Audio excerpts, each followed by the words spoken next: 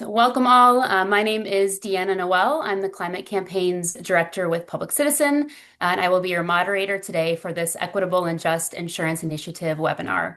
Please note that today's webinar is being recorded. The Equitable and Just Insurance Initiative, or EDGI for short, is a coalition of organizations including consumer protection, housing, climate finance, climate and environmental justice, disaster recovery, and insurance. EDGI was created over a year ago to address widespread concerns around the climate-driven insurance crisis, ranging from unaffordable insurance premiums to the harmful trends of non-renewals, claims denials, and dropped coverage, sometimes in the weeks or months leading up to a devastating disaster. Communities across the country are being hit by more frequent and severe climate-related disasters like hurricanes, fires, and floods that are leaving our homes damaged, neighborhoods displaced, and people struggling to recover, often trying to rebound from one costly disaster when another one hits. For homeowners and renters across the country, cost is top of mind, and it's easy to see why. For example, from 2021 to 2024, homeowners across the US saw their insurance premiums rise by an average of 24%, or a rate nearly twice as fast as inflation. Climate-driven disasters are driving up losses, and insurance companies cite more extreme weather as justification for raising our premiums, for reducing our coverage, or completely withdrawing from climate-vulnerable regions. But what insurers often fail to disclose are their record profits. Last year, property casualty insurers recorded $169 billion in profits overall. That's a 90% increase from 2023 and a whopping 333% jump from 2022. These profits are largely due to investment gains. Insurers are massive institutional investors and invest billions of dollars in fossil fuel expansion, which is driving the climate crisis and leading to more losses. To address these intersecting issues, EDGI developed two model bills. The first model bill would require insurers to divest from fossil fuels and align their investments and underwriting with science-based emission targets. The second model bill would require state insurance departments to publish information tracking insurer practices, like cancellations, non-renewals, rate hikes, and claims denials.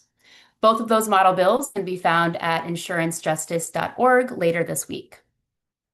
So today we'll hear from experts on housing, insurance, and consumer protections who will share how insurance unaffordability threatens our housing and financial security, the role the insurance industry is playing in driving costs in the climate crisis, the responsibilities of state insurance commissioners and state legislators, and what advocates, including policyholders, can do to rein in the insurance industry.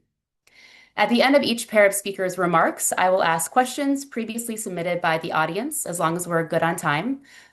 So we won't be taking any live questions today. We are excited to welcome to the panel Carmen Balber, who's the Executive Director of Consumer Watchdog. Carmen is a leading expert on a wide range of personal insurance issues and has authored or co-authored numerous reports on the home, auto, health, and medical malpractice insurance industries and insurance rate regulation. Dave Jones is the director of the Climate Risk Initiative at UC Berkeley School of Law. He was the California Insurance Commissioner from 2011 through 2018, where he regulated the largest insurance market in the US. Jones was the first US financial regulator to require disclosure of investments in fossil fuels, the first to conduct climate risk scenario analysis of insurers' investment portfolios, and the first to ask insurance companies to divest from coal. Next, we'll hear from Senator Jarrett Keohokālole, represents Hawaii's 24th Senate District. Jarrett serves on the Senate leadership team as an assistant majority whip and is the chair of the Commerce and Consumer Protection Committee, which is responsible for business regulation, including insurance and consumer protections. Andreanecia serves as the executive director of HousingNOLA, a 10-year partnership between community leaders and dozens of public, private, and nonprofit organizations working to solve New Orleans' affordable housing crisis. Morris was named New Orleans of the Year in 2017 for her role in HousingNOLA's unwavering commitment to ending the affordability crisis. Caroline Nagy is the Associate Director of Housing at Americans for Financial Reform Education Fund. Caroline got her start working with New York City families seeking to rebuild post-Hurricane Sandy while navigating insurance and mortgages.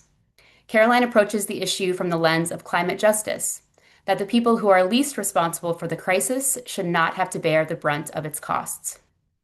And last but not least, we will hear from Dr. Martin Weiss. He's the founder of Weiss Ratings, which he founded in 1971. This is the nation's leading provider of 100% independent grades on stocks, mutual funds, and financial institutions.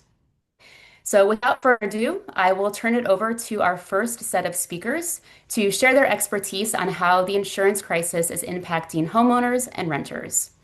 We'll first hear from Caroline Nagy from Americans for Financial Reform Education Fund, and then Andreanecia Morris from HousingNOLA. So over to you, Caroline. Thank you, Deanna, and thank you so much to everyone for joining us today. Today, the nexus of insurance, housing, and climate change has become an increasingly hot topic, and one that is adding extra financial strain onto too many American U.S. families at a time when cost of living concerns are top of mind for most of us. One of the biggest takeaways from our first year of the Equitable and Just Insurance Initiative is that insurance advocacy can feel inaccessible or intimidating to many, which is exactly why we're here today. We hope participants will leave today's webinar feeling empowered to take this fight to their state insurance commissioners and state legislatures. So for some basic Insurance 101.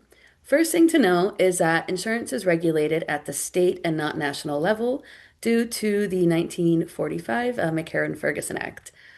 As a result, today we have 56 insurance regulators in this country, including territories, and a variety of different types of rate regulation. How much control an insurance commissioner has depends on state law, which can be changed. However, one drawback of this system is that there is often very little consumer advocacy and resulting consumer protections in most states. Regulators tend to be captured, and insurance commissioners frequently pass through the revolving door to become industry lobbyists, such as Florida Insurance Commissioner David Altemeyer, who resigned in 2022 to become, you guessed it, an insurance industry lobbyist. However, of course, this isn't always the case. Some insurance commissioners go on to do great things, such as Dave Jones, who will be speaking soon on this webinar. State-level regulation requires a variety of approaches, especially given the many different needs of folks rebuilding after a major disaster or a small one. And I'd like to plug our Disaster Protections Guide, which includes recommendations for pro-consumer reforms that can be made at the state or local level to ensure that policyholders are treated fairly and disasters don't contribute to housing displacement. Shifting gears to narrative and issue framing, when we talk about what is happening with climate change and insurance, it is essential to communicate that this is as much a cost of living crisis as it is a climate crisis. Climate change is driving more severe and frequent disasters and higher recovery costs. Home insurers have responded mainly by jacking up rates and retreating from markets rather than actually working with households and communities to bolster resilience and lower the risk. Insurance companies make money mainly in two ways. First, by writing policies, and second, by investing the premiums that they get from policyholders into other investments. Overall, climate change has been driving higher losses and higher claims, but for the most part, in most places, the industry has raised premiums enough that their businesses are still turning incredible profits overall, buoyed by massive investment returns. Today, the costs of climate change are largely being borne by consumers, not the insurance industry. While insurers claim they are victims of climate change, their own portfolios and their continued profitability tell a different story. They invest hundreds of billions of dollars in fossil fuel expansion, directly financing and insuring the oil and gas projects driving these disasters. Then they raise rates, cancel coverage, or leave entire regions without insurance altogether. The result of this? Families nationwide are finding it harder, much harder, to afford home insurance, if they can even find insurance coverage on the private market at all, with many being driven to state residual plans. We also have to acknowledge how unbalanced the data picture is right now. we have practically zero information about what is happening right now with insurance rates, cancellations, and withdrawal, and the insurance industry has fought tooth and nail to keep the public in the dark. Additionally, new research is calling the question of just how fair home insurance rates are right now. In particular, credit scores can significantly influence your rates, even though insurance isn't a credit product. And homeowners living in zip codes with more people of color have been found to pay more for insurance relative to white homeowners with similar disaster risk profiles. Can we operate under the assumption that rates are currently fair and reflective of risk, given the lack of data and what we do know about evidence of discriminatory practices? And what will this look like in communities if price hikes are the main solution deployed? For many families, even if they want to move, it can be very difficult to sell climate vulnerable homes. All cash speculators often swoop in to lowball. Additionally, we are in a massive cost of living crisis. Longtime homeowners tend to be locked into lower monthly mortgage payments than they could find in a new ownership or rental situation. Over 60% of us are living paycheck to paycheck right now in this country. Half of US renters are paying higher rents than they can afford, and the median first-time homebuyer age just reached 40, a record high. And another uncomfortable reality is that climate risk is now a nationwide phenomenon, and no place is truly safe or free from risk. When faced with rate hikes, people will simply stop purchasing insurance. If they have a mortgage, they will default, possibly go into foreclosure proceedings, and have even more expensive and less helpful forced-place insurance imposed on them by their mortgage servicer. If they own the home free and clear, they will buy insufficient coverage or opt out altogether, becoming unprotected and relying on insufficient and diminishing federal disaster assistance. On a broader level, we can expect to see increased foreclosures and reduced home prices, contributing to overall instability and potentially another major economic crisis. Strong policy reforms like public data disclosures, prohibiting the use of credit scores to determine home insurance premiums, updating building codes, and stopping Wall Street from buying homes can help these overlapping crises and keep insurance costs at bay. But the reality is that we cannot evade the climate crisis without addressing its root cause, fossil fuels. So as I turn this back to the rest of the panel, I would like us all to think about what is at stake and who stands to lose the most as the insurance industry responds to climate change. I started today with the proposition that the people who are least responsible for the crisis should not have to bear the brunt of its costs. So what does that mean for insurance companies? Are they also helpless victims of climate change? If society is counting on them for protection, as we have been, what happens when they stop holding up their end of the bargain? And what do we know about their own culpability in driving the crisis? All right, over to you, Andreanecia. Thank you, Caroline.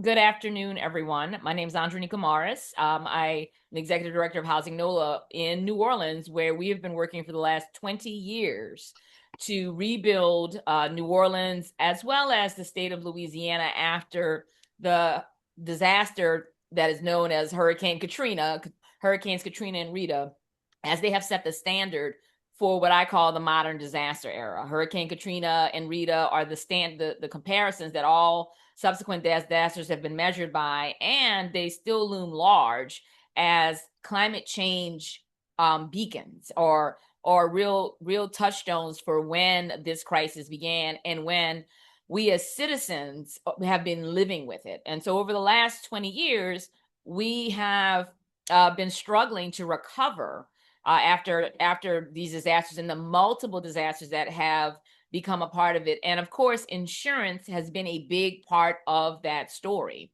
And it also has led to and exposed a lot of the inequities that come as a part of the housing crisis that this country is facing, but that Louisiana and in New Orleans are really good examples or bad examples, depending on how you think about it. Those inequities are on full display. After a disaster, it is often homeowners who are thought to be people who have insurance and access to insurance, who are seen as the most prioritized, and the folks for whom that disaster is easier to recover. When most people who've gone through a disaster know nothing could be further from the truth. There is no such thing as who is able to respond better.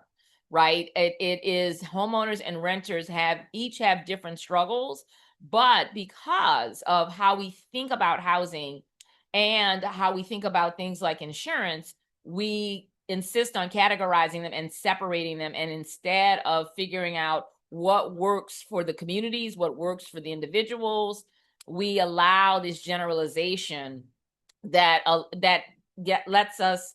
hampers recovery. One big issue is another piece that happens is, especially when you're talking about insurance, is that renters are thought to be people who do not contribute to insurance and are not therefore impacted by insurance costs. And again, we know that that's not the truth. Right now in Louisiana, we have a displacement crisis, and it's being driven by our insurance crisis. And that's how we always want to make sure that we're talking about this. It's not simply that insurance is too high. It's that we can't afford it, and we can't have access to it, and we can't have access to insurance that allows us to rebuild after a disaster. Our friends at Weiss Ratings actually shared with us earlier this year that about 46% of policies in Louisiana were denied on the first try. And when we look at insurance advocacy, when we look at the work that we're doing in collective, all too much of it is focused on lowering the cost. What we want to focus on at HousingNOLA, what we know is the answer, is mitigating risk.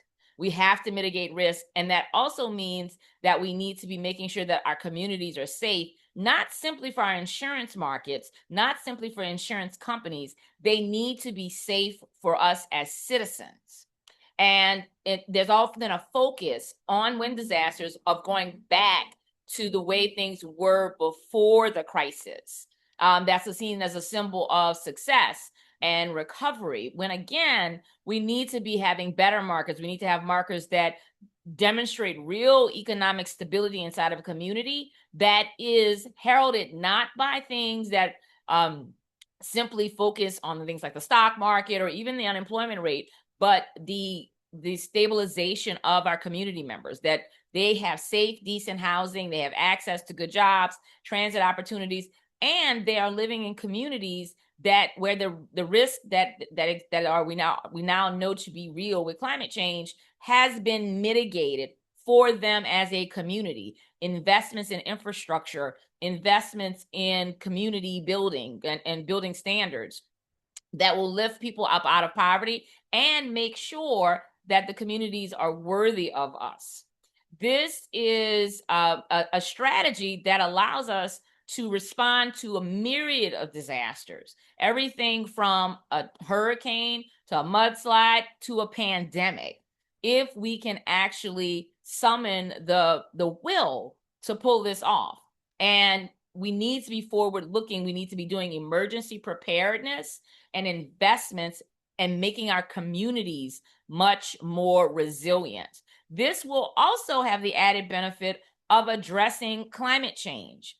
We know from data and research that while there are significant investments necessary, particularly in places like Louisiana, where parts of Louisiana are nicknamed Cancer Alley because of the petrochemical investments that are frankly that are on track to prevent the planet from meeting its climate goals. We know that we have to talk about reducing carbon emissions with industry, but we also can start with reducing greenhouse gas emissions in our housing in order to make that housing more affordable, to make that housing more resilient, and to reduce, in places like Louisiana, 10% of our carbon emissions could be reduced if all Louisianians lived in homes that were fortified and energy efficient.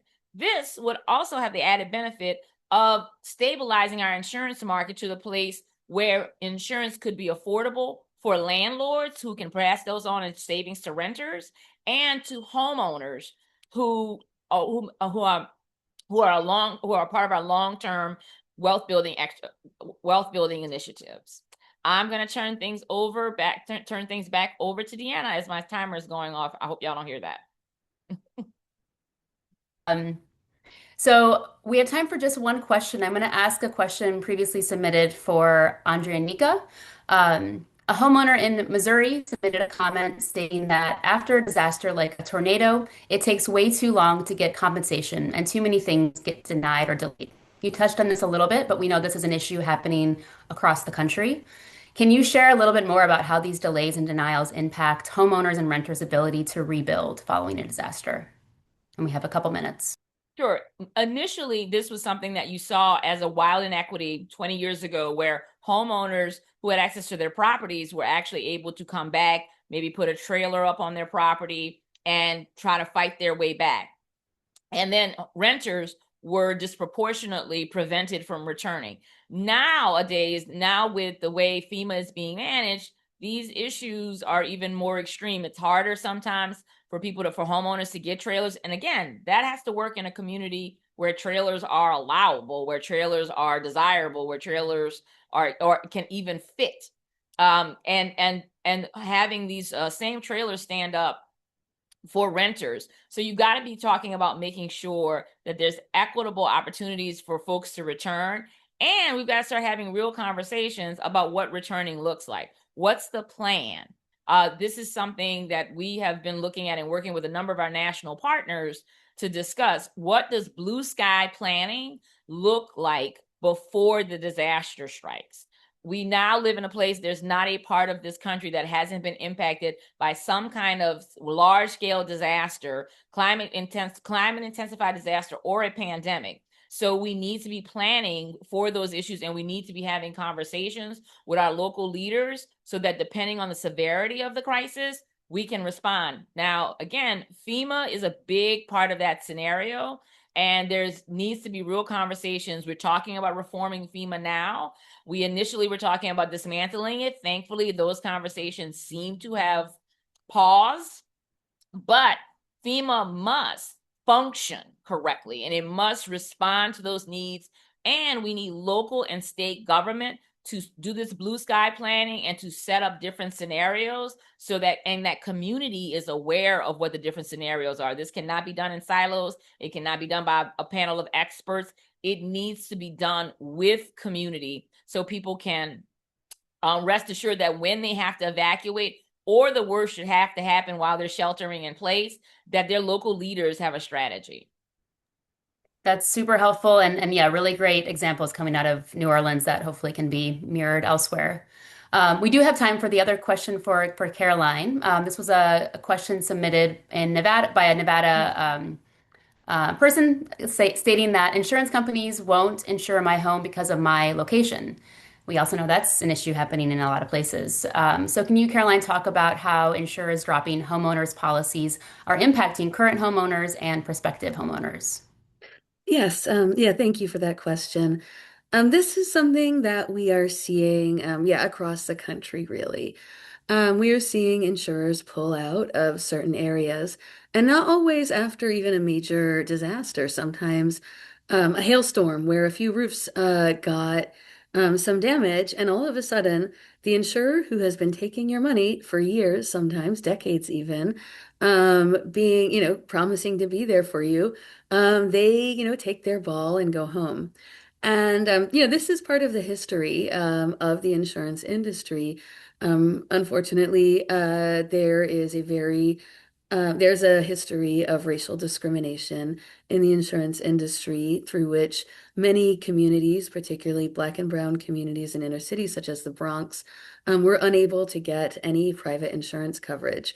And that's actually the reason why we have the FAIR plans today that folks tend to get driven to more because of climate reasons. So yeah, this is something that's been happening. There are ways to control it. One thing I think at the very least is that states can pass regulations or laws requiring notice.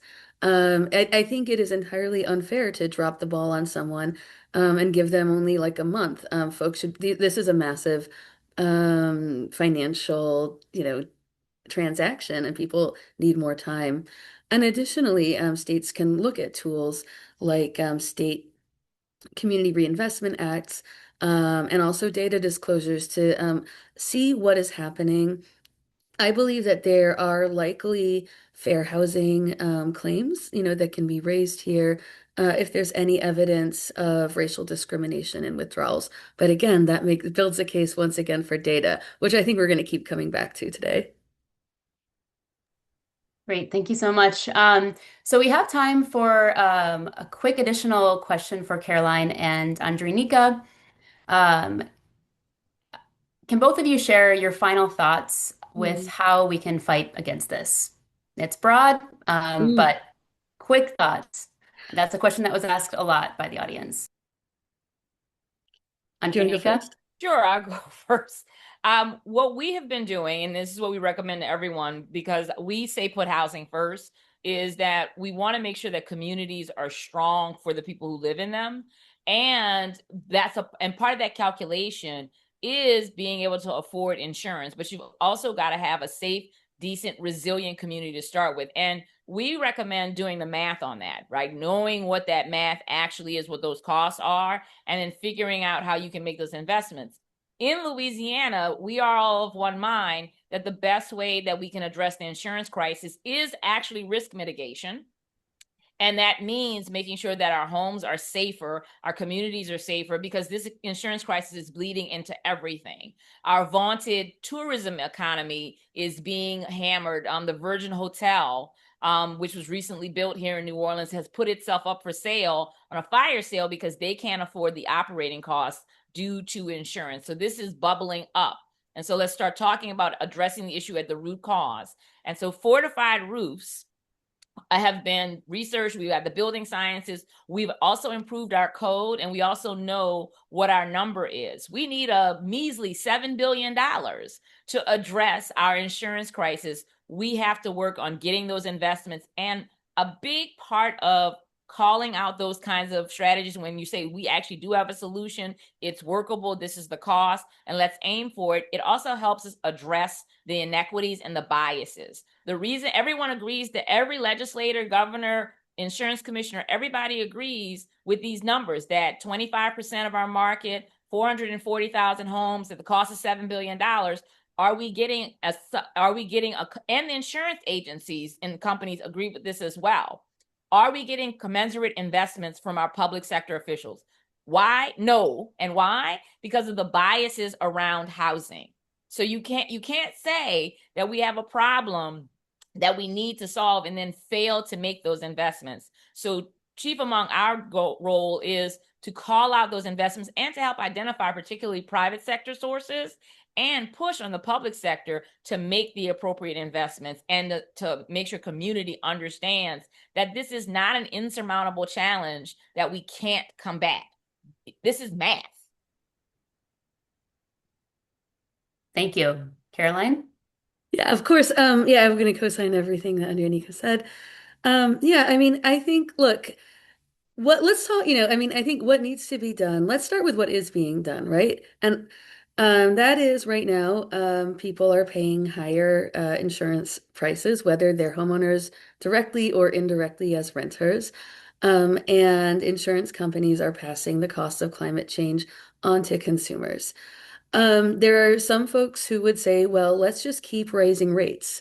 And that is how we're going to solve this problem. And I hope that we've been able to convince you that raising rates forever actually will create a housing crisis and a, likely global economic crisis. And it's also it's unjust according to principles of climate justice, and it's impossible. We're in a cost of living crisis. You cannot squeeze blood from a stone.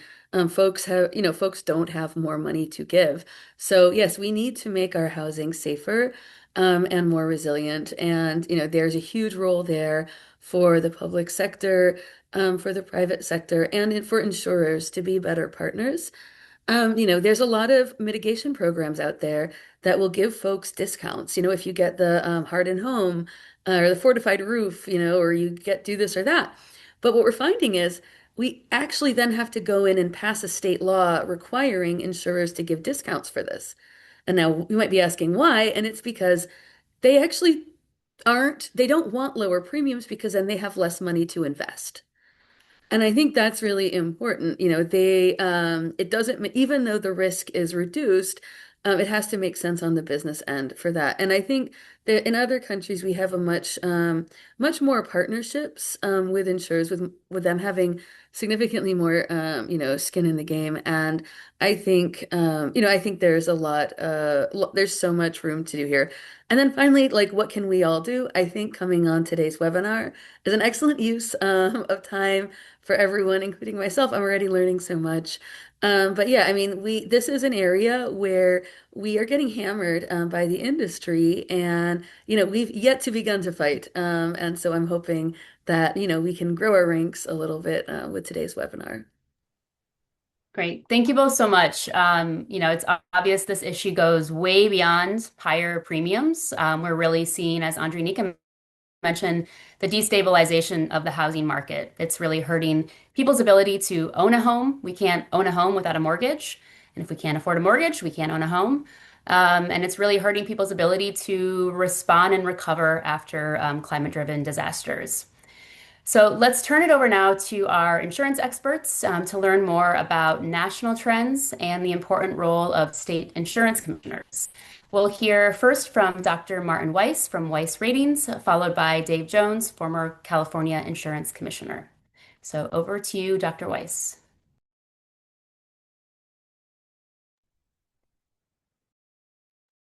Okay, can you hear me now? Yes.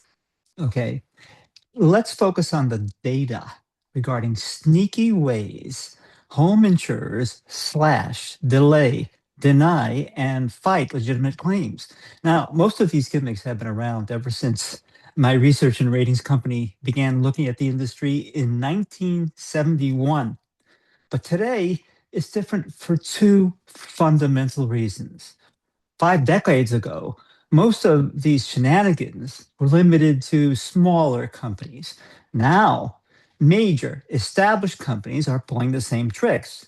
What's even more concerning is this. When we first began looking at these issues 5 decades ago, we could not discern a clear trend. But here in the 21st century, the trend is unmistakable. Unmistakable. It's getting progressively worse year after year. In short, I'll give you the highlights of 6 sneaky tactics that have often become standard operating procedure. And as a follow-up, we'll send you our report with all the backup. Sneaky tactic number 1 is flat out denials. Back in 2004, US insurers closed 25.7% of home damage claims with no payments whatsoever. In 2024, they closed 42.1% with no payment. How many such claims in total? Well, according to official company filings compiled by the NAIC, we're talking about more than 2.85 million claims. Hard to believe, but the numbers don't lie. To be exact, 2,850,583 homeowner claims were closed by insurance companies with no payment whatsoever in 2024 alone. What about the 5 years from 2020 through 2024? Then the total number of homeowner claims thrown under the bus is far bigger, 11,497,610. Now, for technical reasons that only they seem to understand, the industry doesn't like calling these claims denials. Okay, well, we can play that game too. In fact, that's why, starting with this presentation today, I've decided to call them flat out denials. In other words, denials without serious review, often based on petty automatic disqualifiers like the passing mention of the word taboo, for example. Well, passing mention of the word flood, for example. Even if flood damage is not the basis for a claim, that mention of that one word can be flagged by a systemic operating procedure to knock out the claim. How do insurers explain this away? They'd have you believe it's all due to consumer error or fraud. They refuse to offer up studies or data. and they're unable or unwilling to answer a couple of very important questions. Why is it so much worse today than 20 years ago? Why are so many companies flat out denying more than half of claims, while some other companies are still able to keep their denial rates down to 30% or less? And here's another big question I'll get to in a moment. If their claims are really frivolous or fraudulent, that the ones they're denying, why are so many homeowners suing? And why are so many homeowners winning in court, especially in states like Florida? Consider large companies operating in Florida. Castle Indemnity flat out and denied 57.2% of homeowner claims in 2024. State Farm, Florida, 59.2%. Olympus Insurance, 61.9%. American Integrity, 64.6%. Kin Interinsurance, 68.3%. And look at this one. People's Trust flat out denied 75.4% of homeowners' claims in 2024, more than 3 out of 4. Just a few outliers? I wish. In the aggregate, insurers operating in Florida are the worst in the country. They ranked number 1 in terms of claims closed with no payment in 2024. But they're not the only ones. The flat out denial rates in Alaska, California, and Texas are not far behind. Sneaky tactic number 2 is payment delays. On average, insurers in 27 disaster-prone states delayed payment for 60 days or more, with nearly 24% of claims in 2024. That's the most since the NAIC began reporting the data in 2018. And again, the data from certain states is off the charts. In Hawaii, they delayed payments on 44% of claims. In Alaska, 34%. California, 34%. Florida, 33%. Sneaky tactic number 3 is cutting claims to the bone. Your roof is ripped to shreds in a storm. The on-site adjuster says you have, say, more than $100,000 in legitimate damages. But then the claim goes to the so-called desk review by someone who never sees your home, and you never see either. Now, instead of getting a check for $100,000 plus, you get a notice saying your payment will be less than $10,000. Sneaky trick number 4 is non-renewals. You've been a loyal policyholder for a long time. You've been paying higher premiums without much protest. And after all that, you think your insurance company would want to do everything to keep you as a customer, right? Not necessarily, and certainly not like they used to. The reality is that the percentage of homeowners dropped by insurers is surging. In fact, just since 2018, the rate of policy non-renewals has approximately doubled in Florida, Missouri, Texas, and New Mexico, tripled in South Carolina, Virginia, Kentucky, and Kansas, quadrupled in Arizona and California. Plus, look at these 2 states. In Washington, the non-renewal rates went up 4.7 times. In Louisiana, non-renewal rates went up 5.4 times, all just from 2018 to 2024. All because the insurance company, not the customer, decided to call it quits. And all this despite continuing practically nonstop growth in homeowner revenues since the early 2000s. Where do you go when you're dropped by your insurance company? That takes us to sneaky tactic number 5. In most states, most of the time, after you're dropped by your regular insurer, you're chased off to companies selling surplus line insurance. In the aggregate, for every dollar homeowners paid in premiums in 2024, their regular insurance company paid back about 54 cents in damage claims. But if you think that leaves a fat margin for the insurer, wait till you see how the surplus line insurers are ripping off their customers. For every dollar that surplus line insurers collected in premiums, they paid back only get this, 16 cents in damage claims. And ironically, this is not an age-old problem with surplus line insurers. They've actually come down about 75% in their payout ratios over the last 6 years. Tactic number 6 is the sneakiest of all. And if you would, Malone, could you share the screen that gives us kind of a snapshot image of what we're talking about here?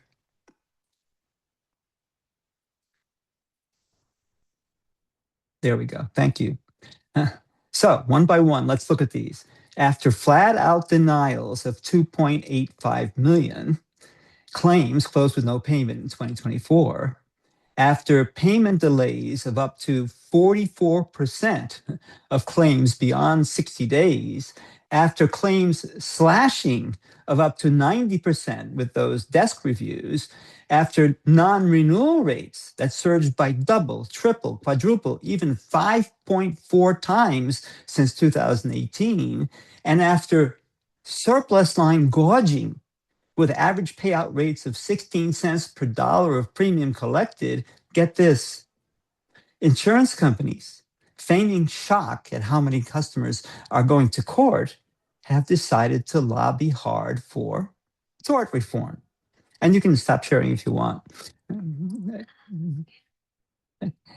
They abuse the customer.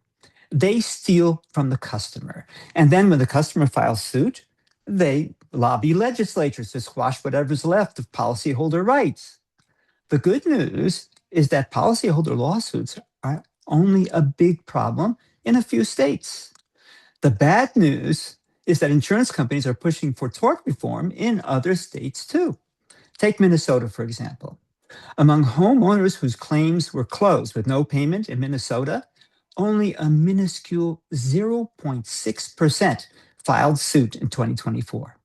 In other words, for every 1,000 claims that were flat out denied, only 6 homeowners went to court. In Florida, 12.9% went to court. That's 129 per thousand who are flat out denied. Despite the hassle, despite the cost, and despite tort reform that made it much more difficult than usual, they still went to court. In fact, they went to court more often. That's 21 times more than the rate of lawsuits filed by Minnesota homeowners. And yet, insurers in Minnesota are pushing tort reform modeled after Florida's? Really? Why in the world would they do that? It makes no sense at all. Yet we see a similar push for tort reforms spreading throughout the nation, whether the states are prone to disaster or not. Well, I have news for them.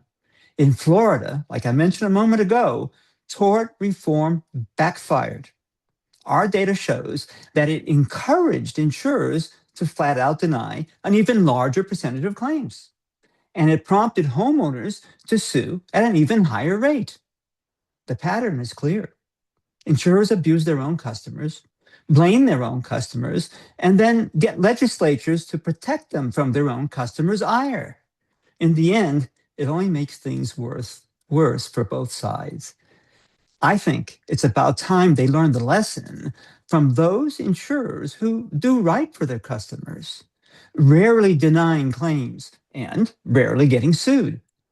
They may be diminishing in size, they may be going down in number, but they're still around. And that's proof there is hope for a friendlier, more sustainable home insurance industry, despite climate change. Well, thank you so much, Dr. Weiss. I know I can probably speak for everybody that heads are spinning with those mind-boggling numbers.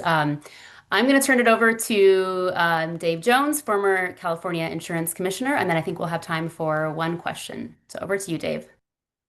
Thanks. I was asked to talk about the role of insurance commissioners and what insurance commissioners and state legislatures might do to try to address the climate-driven insurance crisis. And I want to reiterate what all the prior speakers have said, which is that fundamentally this crisis is driven by our failure to reduce greenhouse gas emissions, and principally those from the fossil fuel industry, and that ultimately this crisis is not going to be solvable and we're going to keep marching towards an uninsurable future if we don't deal with the root cause, which is reducing fossil fuel and other greenhouse gas emissions. Now, as Caroline said at the top, insurance is unique amongst financial products in the United States in that it's regulated at the state level.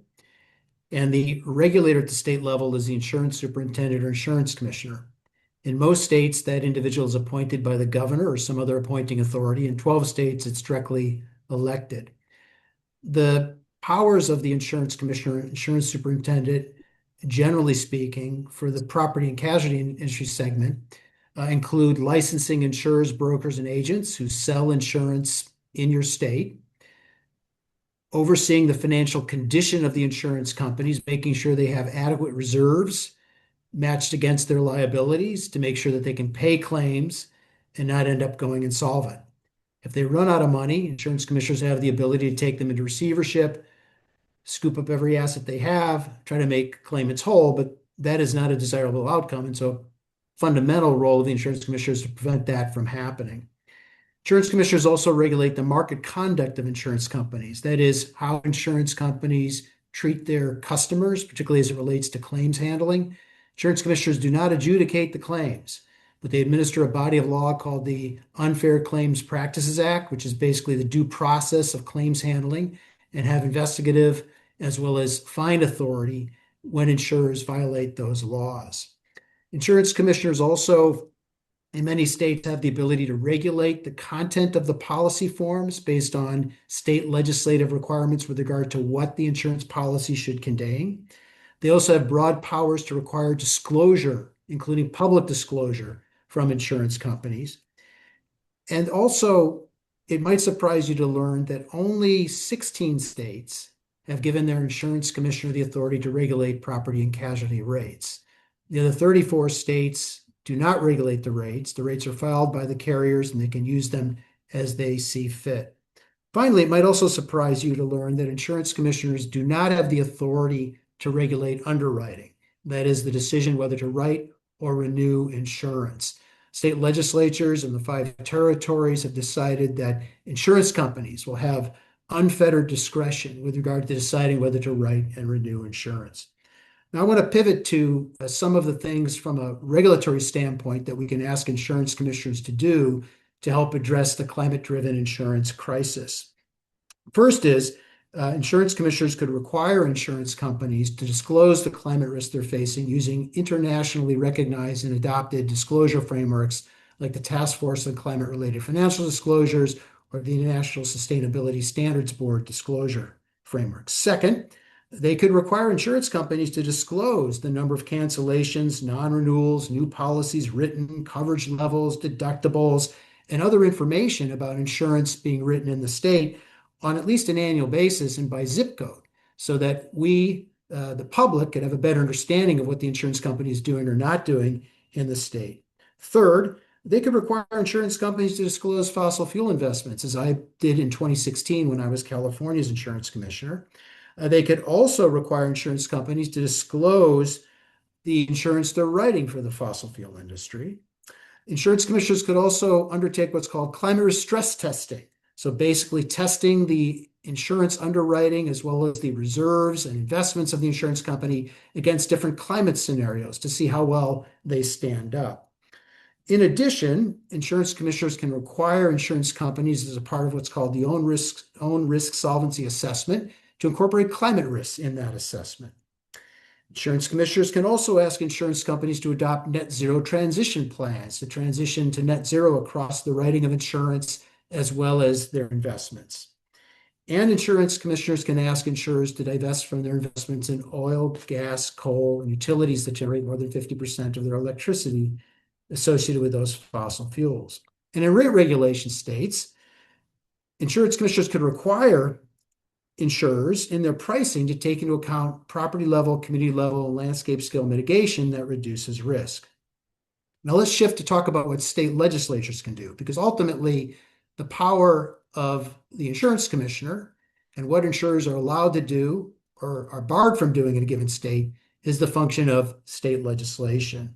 And here there's a number of things that legislatures could do to address the climate-driven insurance crisis. First is require insurers models used for pricing and underwriting to take into account proven property, community, and landscape scale mitigation that reduces risk. Colorado did this in enacting House Bill 1182 just this last year, first bill in the nation to actually require insurers to account for mitigation in this context.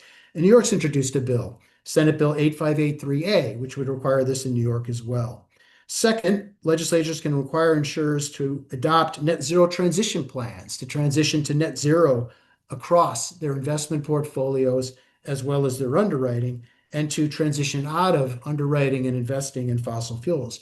Right now, based on the best information we have available, insurers have over $500 billion in the United States invested in fossil fuels, which raises an important question. Why are insurers allowed to invest in the very industry whose emissions are causing an existential crisis for insurers' ability to maintain affordable rates or even write insurance? It makes no sense.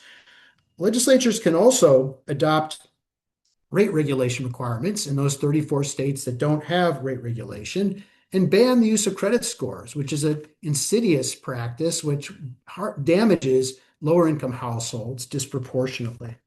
Legislatures can also create a right for insurance companies on top of their existing rights to sue oil and gas and coal industries. But if not exercising those rights within 3 years, give that right to the state attorney general. So basically use it or lose it. That bill has been introduced in the New York Senate as Senate Bill 8585.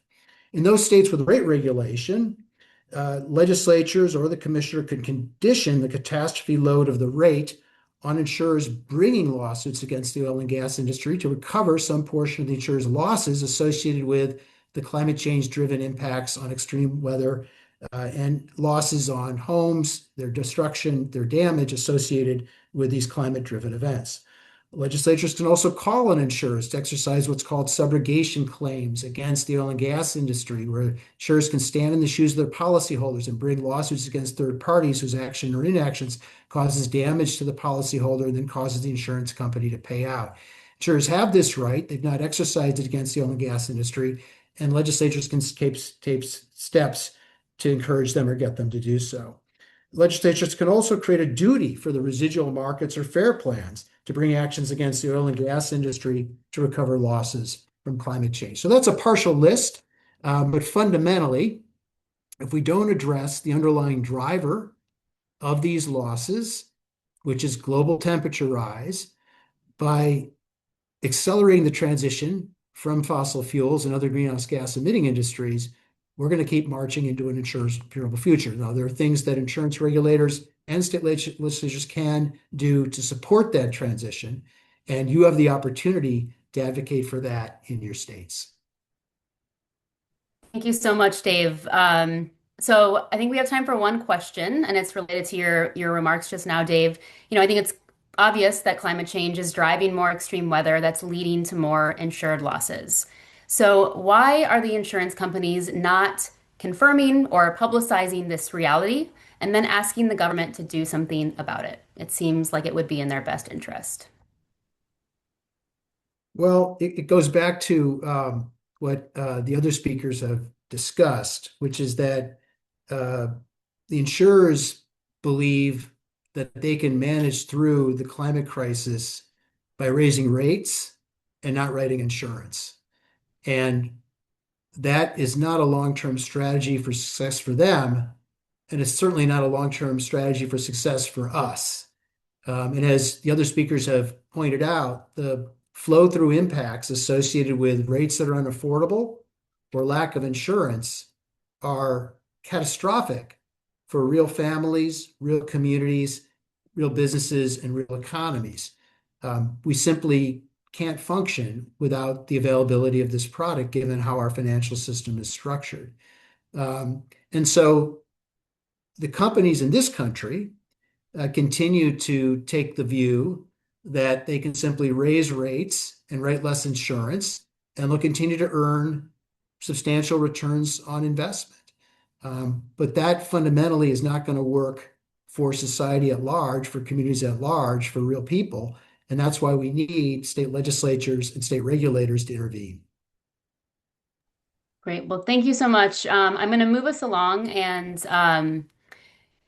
Just want to thank you both, and thank you, Dr. Weiss. The numbers that you shared on claims denials nationwide, alongside the delay tactics that they're using to just kind of string people along, are incredibly infuriating.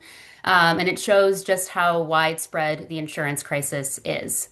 And to your remarks, Dave, I think you laid out a great case as to why we need regulators and legislators to respond, and to respond with urgency. And as you pointed out, there are levers to pressure them to act. So we are going to turn it to our final section of the panel on consumer protections. We will hear first from Hawaii Senator Jarrett Keohokālole, followed by Carmen Balber, Executive Director of Consumer Watchdog. So I will turn it over first to the Senator. Okay, aloha everyone. I'm Jarrett Keohokālole. I'm a lifelong Hawaii resident, and I am the chair of the Hawaii State Senate's Commerce and Consumer Protection Committee. Did a little bit of work earlier this year in 2025 with Mr. Jones. We passed one of the resolutions calling for one of the recommendations that he made, which encourage private insurers to pursue subrogation claims against climate polluters. Hopefully, we'll have more opportunity as we get into our 2026 legislative session toward the middle of January to look into some of the other concepts that he just brought up. I really like use it or lose it, and maybe putting duties in place on some of our public insurer organizations to try and hold polluters accountable. The state of Hawaii is a small island chain in the middle of the Pacific Ocean. It is the most isolated large population in the world. We have 1.4 million people in the state. We have billions of dollars of real property.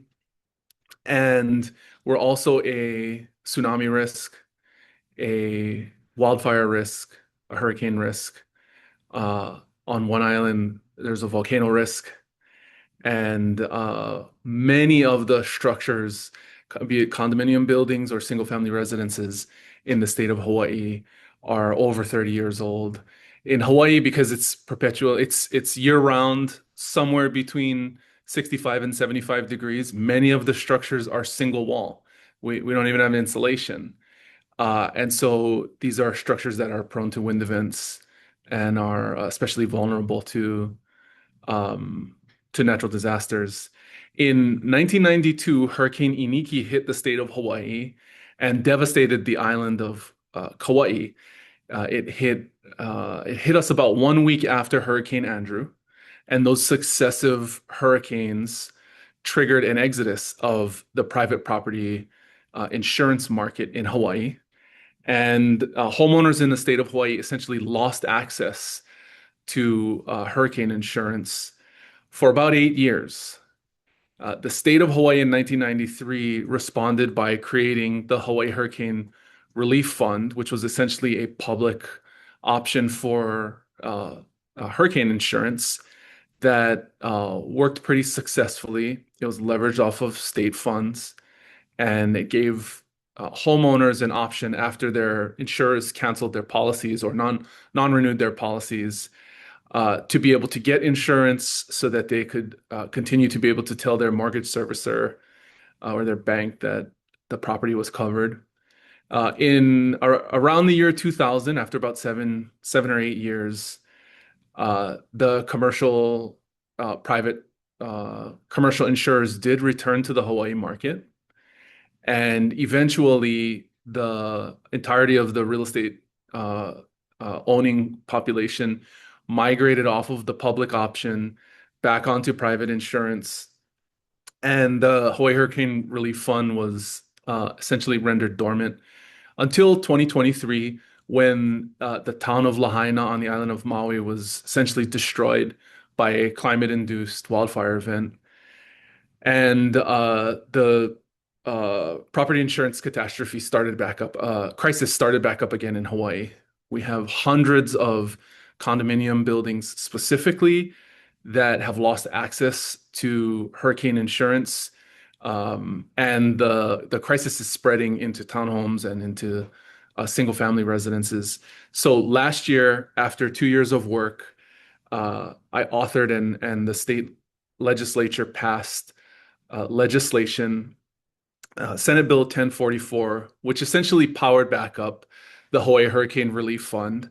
We worked in tandem with the governor to start the organization up in parallel to the bill progressing through our legislative session so that the appropriate due diligence and administrative phase-in was able to take place. So on July 3rd, the governor signed the bill and the program took effect.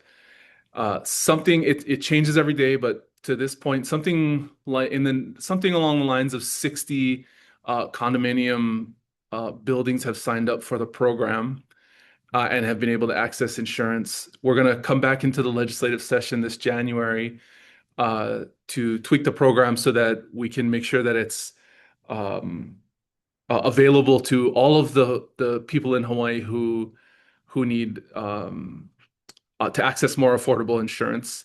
The policies, because it's a public option, are prohibited from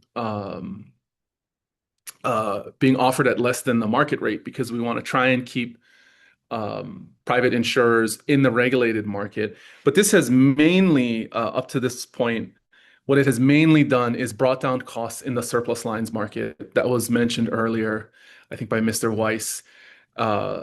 The regulated carriers in Hawaii have begun non-renewing or canceling policies, leaving property owners with no recourse but to go and seek coverage in the surplus lines market, which are mostly foreign entities unregulated by state laws.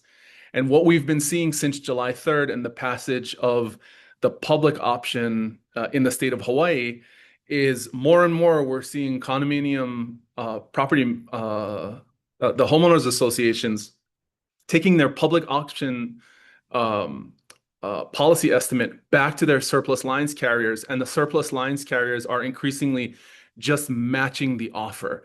They're just agreeing immediately to drop their price down to what our state Hawaii Hurricane Relief Fund policy premium offers are, which, on the one hand, proves that we were getting ripped off by a surplus lines market that has no regulatory constraints on them. But it also proves that our public option is working. It's a very valuable investment to put state money in to leverage the insurance market to just bring costs down. And we're not having to leverage those state funds to actually cover some of these properties. The insurance market is coming down to us to meet the need. So that's a great update. There's lots more work to do, and we hope to do it in this coming legislative session. So we're a small state. We needed to try to be resilient and adapt. Luckily for us, because of Hurricane Iniki back in 1992, there was a model already in place that we essentially needed to just dust off and get the gears running again, and just to get going. So that's the latest in Hawaii. Aloha, everyone. Great. Well, thank you so much, Senator. And want to uplift a comment in the chat, thanking you for your leadership and passing the first in the nation bill, calling on insurers to bring subrogation claims against the oil and gas majors. That's a huge victory and hopefully paves the way for other states to take similar action. Oh, were we the first? I should have bragged. Dave bragged for you. Okay. So I'm going to pass it along. Thank you so much again to Carmen, Executive Director of Consumer Watchdog. Thanks so much, Deanna, and thanks to everyone for all those great presentations. I think maybe I was asked to talk about consumer protections and ideas, both things that have happened and ideas for going forward. So I'm going to start with the insurance reforms we have here in California and throw some slides on the screen so you all don't have to look at me the whole time. Back in 1988, California voters faced an insurance crisis of reduced access and skyrocketing premiums that is similar, although for different causes than what we're facing in the home insurance market today. And to rein in price gouging from the insurance industry and create greater transparency, voters passed a ballot measure called Proposition 103. It did many things, including making the insurance commissioner elected post, so they would be more accountable to the public, but it focused on regulating insurance rates. So we have a system in California that requires companies to open their books, justify their rates, and get approval from the insurance commissioner before rate increases can take effect. And that kind of full transparency has helped keep rates stable and more reasonable in California, reined in some of the profiteering of the insurance industry you see in unregulated states. It also created a funded public participation process so members of the public and organizations like mine can get engaged, hire experts, and review and challenge what may be excessive rate increases. And what that has meant in California is in the auto insurance market, the Consumer Federation of America did a study over 30 years showing 150 billion in savings for drivers in California thanks to that public oversight prior approval of insurance rates. And California's home insurance rates have similarly been much lower than they would have been had rate increases been approved without oversight and scrutiny. Our organization has also used that public participation process to review and challenge otherwise excessive rate increases. And that has meant over the last 20 plus years, over 2.3 billion in savings for homeowners and over 4 billion in savings for drivers. So massive savings thanks to increased scrutiny of insurance rates and giving the Department of Insurance a hand in those reviews. The law also did something in the auto insurance market that is a picture of what we really could use in the home market as well. And that is put in place some fairness rules about what insurance companies can and cannot rate you on and whether or not they can drop you arbitrarily. Some of those fairness rules were you need to be rated on how you drive, not who you are. And so that means driving safety record, years of experience, miles driven, all have to be the most important thing in your insurance rate. And we ban blatantly discriminatory things like rating based solely on your zip code or your credit score. And critically, and the one that has the biggest corollary to the home insurance market, is the law also implemented a 20% good driver discount. So if you're a good driver, you automatically get a 20% rate reduction and you get guaranteed access to coverage. So every insurance company in the state has to sell insurance to all good drivers in California. And that is an example of the kind of protections that we need in the home insurance market, and is part of the Homeowners Bill of Rights that Consumer Watchdog is proposing. A lot of the things that I'm about to say that are a piece of that are some of the consumer-facing reforms that all of the other presenters have talked about, but I think they're really important to focus on as a group because they do address the crisis of access, affordability, and not being able to access the benefits you paid for after a disaster that consumers are facing on the ground. So top of the line, and this says fire safe, but we could really talk about any climate safe protections in a state, guaranteed insurance for fire safe homes. We would give homeowners who meet state fire safety standards a guarantee that they can buy coverage from any company in the state. We're all talking about the need to make our states safer, to enact climate resilience, to fortify our roofs, or to create defensible space, or to build with fire-safe materials. Consumers need a guarantee that once they do that, they'll be able to buy insurance. Otherwise, we are never going to stabilize the home insurance market, and by corollary, the housing market in general. We'd also do a series of changes to stop unfair non-renewals. Several people talked about the difficulty consumers have in not getting clear notice of the reasons for a non-renewal and not getting time to address the problems that led to the non-renewal. So we want to give consumers a clear list of ways, of things they need to do to repair their home and a renewal guarantee when those things are completed. We want to give consumers a right to full information about the reasons for their non-renewal Sometimes we're hearing about things like drone pictures, satellite pictures, indicating the state of a property that doesn't necessarily comport with what a homeowner knows is the truth. So we need time to correct and appeal, and we need public reporting of non-renewal data at a much more granular level so we know what's really going on the ground. The other big area of non-renewal is something the senator just said, which is use it or lose it.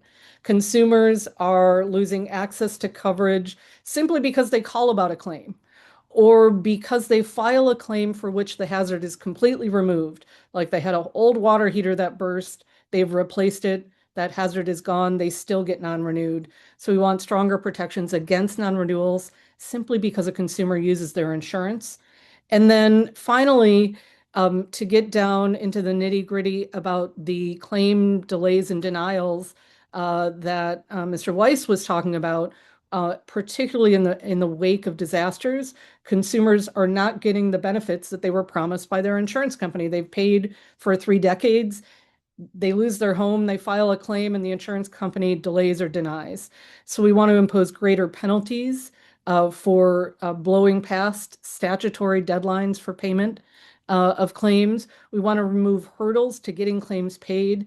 So that comes in the form of automatic claims payments when the need to pay is clear. For example, 100% property coverage, 100% payment of your personal property coverage when your home burns down. Obviously, none of your belongings are in your home anymore, but insurance companies are making people write excruciating lists of every fork and sock they lost in order to get paid. So things along those lines. We need full transparency of insurer repair estimates. So the adjuster who comes to your home and recognizes all the damage doesn't write the report only to have it redlined and blacked out by the insurance industry to lowball your claim. And we need greater public reporting of these delays, lowballing, denial complaints. And I'll leave it there just so we have time for questions. Thank you both so much. So I'm going to start with a question for Senator Keohokālole. As a state senator, what do you think is the most important thing that constituents should be asking their state legislators to provide relief to runaway insurance costs?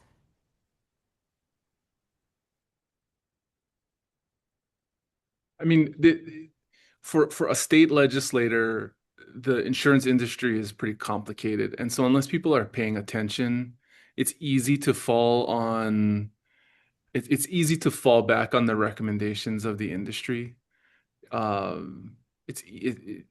mean, the paid guys that are coming in and lobbying us are going to have the most easy to absorb talking points, the most reasonable cases to make. And ultimately, it's working with the insurance commissioner to hold them accountable so that they can hold the insurers accountable. And having a dialogue with community about exactly what they need to build resiliency in your own towns and neighborhoods, and then how you can collectively push back on some of these larger, national issues. I legitimately didn't know that we were the first to push on climate polluters and accountability in those markets. But these are, ultimately the insurance industry is underwritten by these massive financial markets, and they do understand what's happening to our planet, and they are building it into their actuarial models, and they are making financial decisions based off of it. They're just not including us in those conversations. So we can force that at the legislative level in lots of different ways. Great. Thank you so much. And yeah, I think that's an important point. We are up against incredibly well-paid insurance lobbyists. I like to also think that as, people better understand the insurance industry and different levers that we can pull, that if we continue to speak up about the predatory practices happening to people in Hawaii and across the country, that we can really get our legislators' ear and demand change. So I'm going to pass it to Carmen for a question from a homeowner in Indiana. They submitted a comment on the use of artificial intelligence in setting prices. And they stated that it doesn't it seems it doesn't matter what your claim status is. It's all about the insurance rate comparisons. So, what other insurance companies are charging. So, can you share about a little about how insurers are using AI and what impacts this has on policyholders, if at all? Yeah, and I saw a question in the chat about this as well. I mean, what many people don't know is that um, algorithms, at the very least, and more frequently AI, is infecting every aspect of the home insurance policy, from the quote you get from your agent about how much you should insure your home for, to filing a claim after a disaster when an insurance company uses technology to estimate the value of your claim, to rate setting when insurance companies use algorithms or AI to determine what your climate risk is, and uh, to the overall premium that insurance companies collect, which they're now also using black box models for. So we see at every stage of the insurance policy, AI, algorithms, technology that is largely undisclosed to the public and to regulators, is impacting either what you pay or whether or not you're getting enough insurance coverage for your home and getting the benefits you paid for. And so I think we need far greater transparency into how insurance companies are using technology, both to impact your rates and on your claims, in order to better protect consumers, because we are rapidly reaching a point where reforms like the transparency reforms that California has implemented, that were intended to require every single piece of the puzzle to be open to the public for scrutiny to question whether or not rates are fair, are falling behind these black boxes where no one, regulator or the public, can gauge whether or not the number insurance companies are shooting out is fair. Thank you. And last question for you, Carmen, submitted by a listener is, what is reinsurance and why do major insurance companies have it? And how is reinsurance affecting the cost of insurance? Well, the reinsurance industry is another completely unregulated industry. The senator was talking about surplus lines and the fact that they can just charge whatever they want. It's the same with reinsurance companies. Reinsurance is essentially insurance for insurance companies. There is some portion of their book of business that they decide is too risky for them, and they go to a reinsurance company to cover them for that risk instead. But it is an area of great manipulation and opacity in the market because it is completely unregulated. And we have seen that play out to greater extent in climate exposed states where extraordinarily volatile reinsurance rates over the last number of years are in part the reason for the rapidly skyrocketing rates that consumers across the country, not just on the coasts, but throughout the country, have been facing. Thank you, Carmen. And one last senator or question for the senator. Just kind of an open-ended question. If you have any thoughts that you would want to leave with the community as people in your constituents in your state struggle with home insurance costs. Um, yeah, I mean, there are market dynamics at play here. We want to try and Hawaii has a $20 billion annual budget. That probably would not, if we wanted to just create our own state alternative for property insurance, that probably wouldn't cover more than just the resort zone in Waikiki. We need to have the private market involved. We just need them to do better. The days of us pretending that climate is not impacting all of these markets at a tectonic level are over. They are pricing them in. They're just not passing down the benefits. They're offloading all of their risk onto consumers. And so it's time for everyone to get hip to it. That's why I'm glad you guys are putting this on. And there are lots of tools and lots of precedent for us to fight back in effective but also reasonable ways. So just stick with it, everybody. Let's work together. Great. Thank you both so much. I think it's been really empowering to hear of different examples of how people are fighting back and raising our voices and making change. In Hawaii, it's unique to hear of a state-run insurance program that's actually working for the people of Hawaii. And exciting to hear about all the work happening in California to pass reforms that do provide more transparency and protect consumers from predatory practices like excessive rate increases. So that does conclude the panel discussion for today. Thank you so much to all the panelists. I hope that folks are feeling well versed in the issues at play here, and also feel equipped to use our voice as advocates to fight for solutions that put people over corporate profits and also mitigate the climate crisis. Because as Dave Jones stressed earlier, we can't address the insurance crisis without mitigating emissions. So before we wrap for the day, we'd like to invite everyone to participate in a brief action. So I would like to turn it over to my colleague, Rick Morris, insurance organizer and campaigner with Public Citizen. Well, if you're anything like me, you're pretty fired up and you want to do something about all the problems you just heard. Well, great news. There's something you can do right now. All of the insurance commissioners, all 56 state insurance commissioners, are meeting together in Hollywood, Florida for their quarterly national gathering. We are in the middle of a massive email blast campaign. We're trying to get 50,000 emails into these state insurance commissioners, demanding that they do better, that they protect us, that they attend to all the things you heard about here today. There's a few ways you can join in this. One, you can click that link that starts with act.citizen.org and send a note to your insurance commissioner. Secondly, you can take that note and forward it to everyone you know, any membership list you have, if you're an organization, or any listservs you might be on.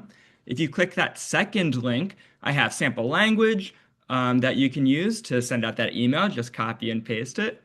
The third thing you can do, if your organization wants to set up their own action page for whatever reason, we have a list of all the emails and titles of the insurance commissioners that we have, as well as all that sample language that you can simply steal, plug and play, and press go.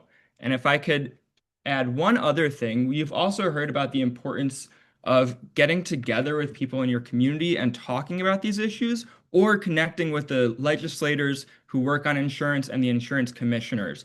If you're interested in holding either town halls or listening sessions, our team would love to connect with you and support you on that. We could provide background research, fact sheets, training, all that good stuff. And I'll put a note in there. We'd love to be connected. And if I could say one final thing, if there's anything in this chat you want, please grab it, copy and paste it now before this all disappears after we log off. Thanks, everyone. Great. Well, thank you so much, Rick. And I'd be remiss if I didn't hand the floor back to Dr. Weiss. We were a little crunched on time earlier, but then we caught up. So we have a few minutes. If there's any parting words or things that you didn't get to that you wanted to leave with the audience, you're welcome.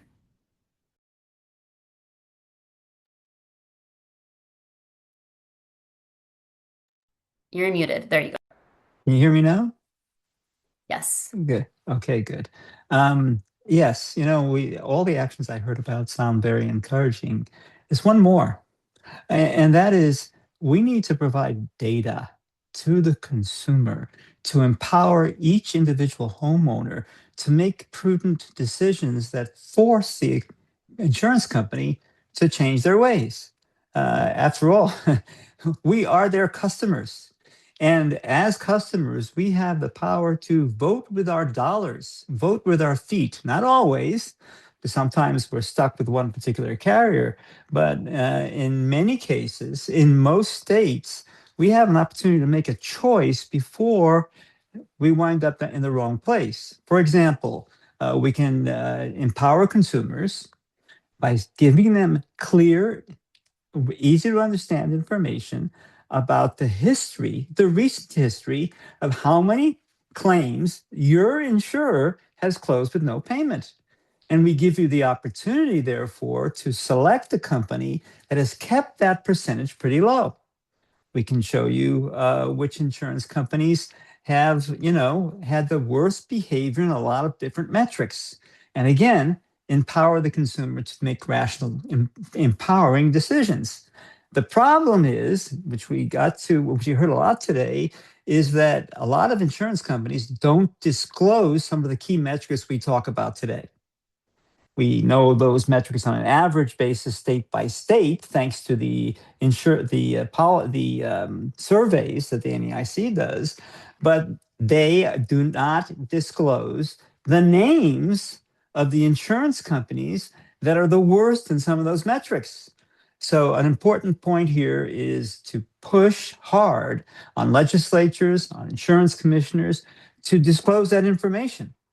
And with that information, the insured can make the right choices that push the insurance company to do right for them.